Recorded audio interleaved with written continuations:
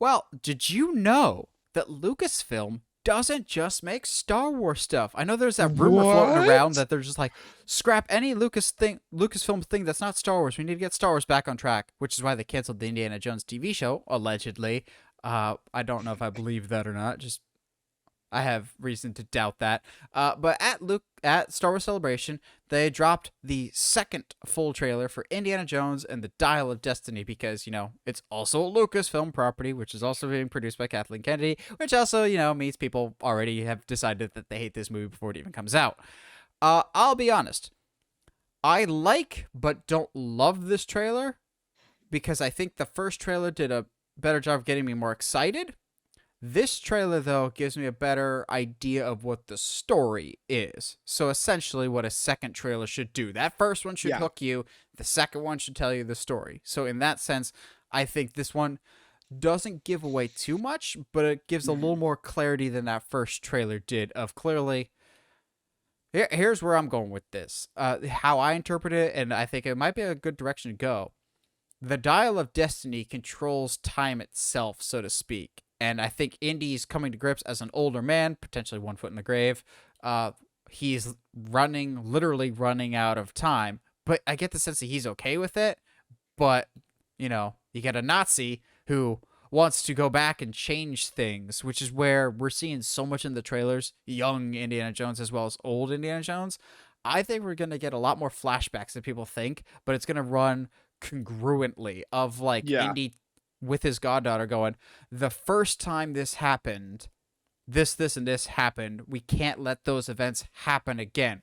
We were able to beat the Nazis the first time and we keep the dial away from them. We need to make sure that doesn't happen again. It's kind of a clever way to get around Harrison Ford being old as dirt.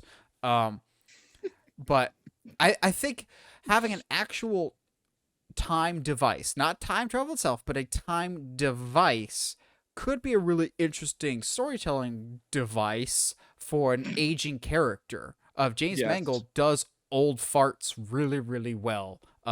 Logan, to a certain extent, Ford v Ferrari is also about coming to grips with things that you're out of your Hmm. control. James Mangold is just a really good, competent director. I fully have faith in him and in this movie, just because I'm not one of those people that decides to hate on a movie before it's even come out, or because there's a woman in it, I know how this movie's gonna end because I seem to have preconceived notions about what this movie's gonna be. I really am frustrated with Lucasfilm quote unquote fans these days. Yeah, I agree. But as more of the casual Indiana Jones fan of the two of us, Josh, what did you think of this trailer? You like this or the first one better? I definitely think I like the first one better. However, I think the CGI in this one is definitely more polished.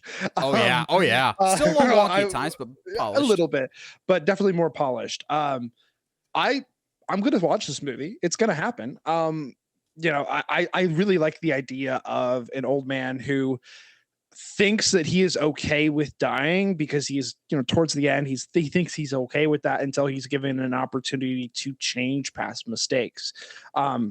That is very interesting to me because like Tim, that's always a conversation of like, well, when I get older, I look back, I don't want to have any regrets, and I can see Indy being the kind of person to be like, yeah, man, in my life, a lot of stuff happened. I don't have any regrets. And then his goddaughter pops up and goes, yeah, okay, cool. So, but what if you could change some of those things? And she instantly, to me, Indy would have been, Indy seems like the kind of person to me to be like, well, now I'm given that opportunity. So now I'm going to try to take that as opportunity to change some of my mistakes.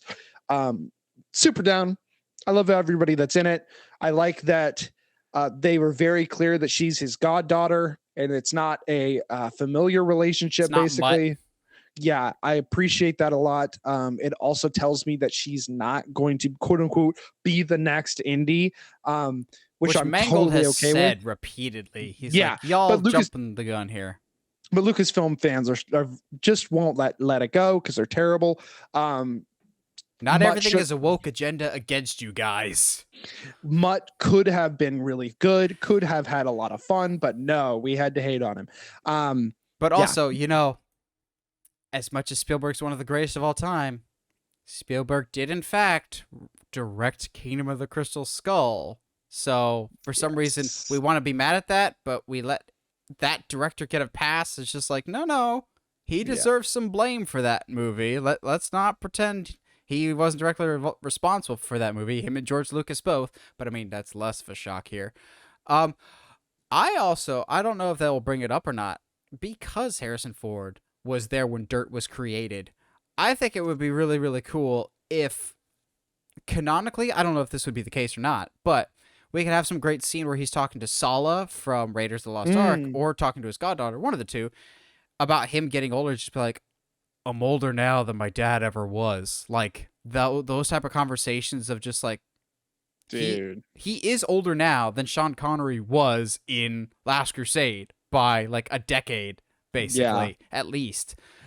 So I think that could be interesting of literally openly acknowledging I can't do this anymore. I'm too old. Which I know some people are just like, I don't want that for Indy. I'm going, I'm sorry, your hero, your fictional hero, got old. It happens to every character. That's kind of why I love the Rocky franchise because Yeah. Stallone allowed that character to grow old. Growing old can be a beautiful character thing or just a beautiful part of life. Tragic, but beautiful at the same time. And I'm looking forward to seeing that actually, as opposed to kind of dipping your toes into the Indiana Jones's old thing in Kingdom of Crystal Skull, making a couple jokes, but other than that, just he's got slightly more gray hairs. I'm more optimistic about this movie than others.